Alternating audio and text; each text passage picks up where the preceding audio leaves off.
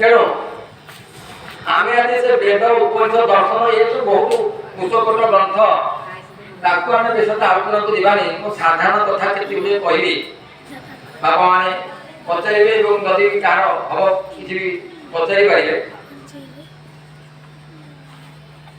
ବେଦ ଉପନିଷଦ ଦର୍ଶନ ହେଉଛି ବହୁ ଉଚ୍ଚକୋଟୀର ଗ୍ରନ୍ଥ, ତାକୁ ସମସ୍ତେ ବୁଝିପାରନ୍ତି ନାହିଁ। ଗ୍ରାମାଞ୍ଚଳ ଲୋକ ବ୍ୟକ୍ତିମାନେ କେହି କ୍ୱଚିତ ବୁଝନ୍ତି। ଭାଗବତ କୁହାଯାଏ କି ଭାଗବତ ଆମେ ଘରେ ଘରେ ପୂଜା କରୁଛେ ପଢୁଛେ,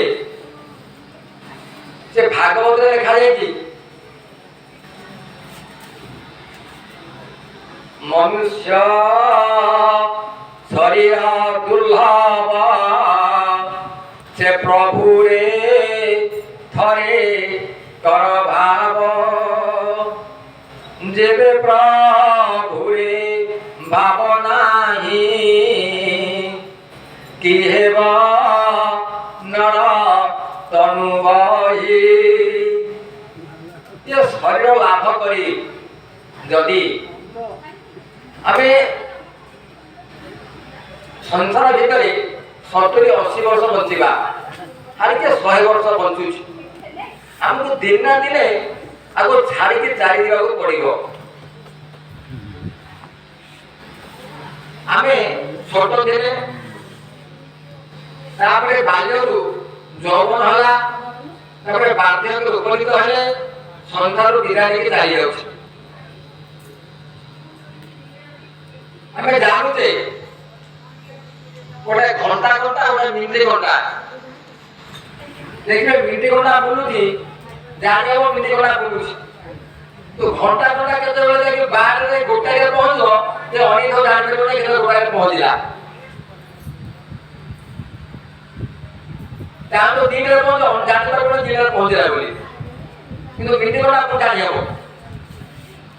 ଏ ଘଣ୍ଟା ଘଣ୍ଟା ଯେଭଳି ବୁଲୁଛି ମନ୍ଥରରେ ବୁଲୁଛି, କିନ୍ତୁ ଜାଣି ହୁଏନି ଯେ ଦିଟା ବାଜିଲା, ଦେଖିଲେ ଅନୁମାନ করে ଆଗ ଦିଟା ହେଇଯିବ। ସେଭଳି ଆମ ଜୀବନ ଯୋଉ ଜନ୍ମ ଲାଭ କରିଛେ, ଆମେ ଛୋଟ ଥିଲେ ଟିକେ କୈଶୋର ଅବସ୍ଥାରେ ପ୍ରାପ୍ତ ହେଲେ, 12-16ରେ ପ୍ରାପ୍ତ ହେଲେ, ତାପରେ ଯୌବନ ଆସିଲା, ତାପରେ ବାର୍ଦ୍ଧକ୍ୟ ହେଲା, ତାପରେ ସଂସାର ବିନାଶ ହେଇ ଚାଲିଗଲେ।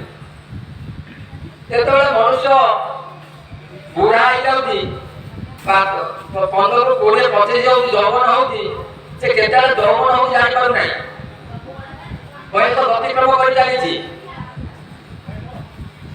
ସମସ୍ତେ କହୁଛେ ଯେ ଭଗବାନ କିଏ, ଈଶ୍ୱର କିଏ,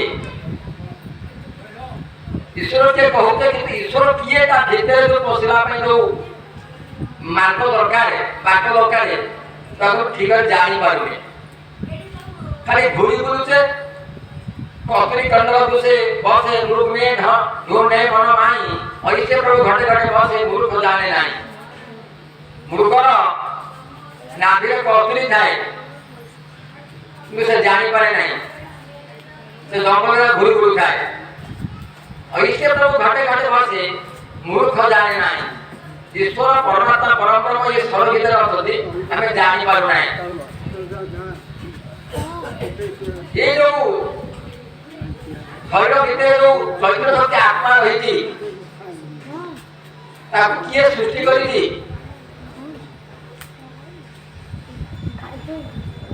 किए तैयारी करी।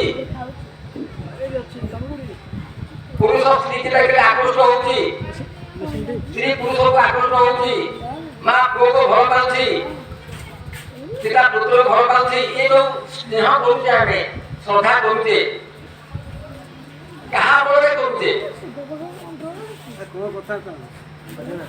ये जो चैतन्य शक्ति आत्मा रही से आत्मा जोगे आम भल पाऊे।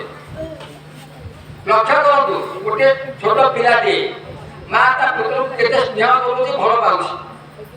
जदि से पिला भीतर जो चैतन्य शक्ति आत्मा चली जाए, आम घंटा 2 घंटा रखी पारा नहीं, खरा फिंगी दबा नष्ट होगा फोपाड़ी दियो पोती दियो आम कहला। ये जो शरीर को आम आज संसार भीतर जते संसार में आम हणा कटा होते, किए क्या संसार भीतर पुरुष स्त्री सहित जो କିଏ କାହାକୁ ନେଇଗଲାଣି କିଏ ଗୋଟେ ପଳେଇଗଲାଣି କିଏ ଏଇ ଦିନ ମହଣା ମରା ହେଇଯାଉଛି ଏଇ ଶରୀରକୁ ନେଇକି। ଏ ଶରୀର ଭିତରେ ଆତ୍ମା ରହିଛି, ସେ ଆତ୍ମା ଚାଲିଗଲା ପରେ ଏ କେତେ ବଡ଼ ସୁନ୍ଦର ଶରୀର ହେଲେ ମଧ୍ୟ ସେ ନଷ୍ଟ ହେଇଯାଉଛି। ଏ ମଣିଷ ଶରୀର ଏଇ ଗୋଟେ ଯୁବକ ଗୋଟେ ରାଜକୁମାର, ତା ଶରୀର ବହୁତ ସୁନ୍ଦର, ତାର ଗୋଡ଼ ହାତ ନାକ କାନ ଶରୀର ଅବୟବ ସମ୍ପୂର୍ଣ୍ଣ ସବୁ ରହିଛି। ଆରେ ସେ ଚେତନ ଶକ୍ତି ଚାଲିଗଲା ପରେ ଆମେ ତ ତାକୁ ଶ୍ରଦ୍ଧା କରୁନେ, ଆମେ ତାକୁ ଭଲ ପାଉନେ, ସେ ଗନ୍ଧେଇଗଲା ପୋଡ଼ିଗଲା ଗୋଟେ ଫୋପାଡ଼ି ଦଉଛେ। ସେ ତ ସବୁ ଅଛି, ତାର ନାକ ଅଛି, କାନ ଅଛି, ସ୍ତ୍ରୀ ଲୋକର ପୟୋଧର ଅଛି, ସବୁ ଜାନ ସବୁ ଅଛି। ସେ ଚେତନ ଚାଲିଗଲା ପରେ ଆମେ କାହିଁ ଫିଙ୍ଗି ଦଉଛେ, ନଷ୍ଟ କରୁ, ଆମେ ତ ଭଲ ପାଉନେ। ନା ନା ଇଏ ନଷ୍ଟ ହେଇଗଲା। ତେଣୁ ସେଇ ଯୋଉ ଚୈତନ୍ୟ ଶକ୍ତି ଆତ୍ମା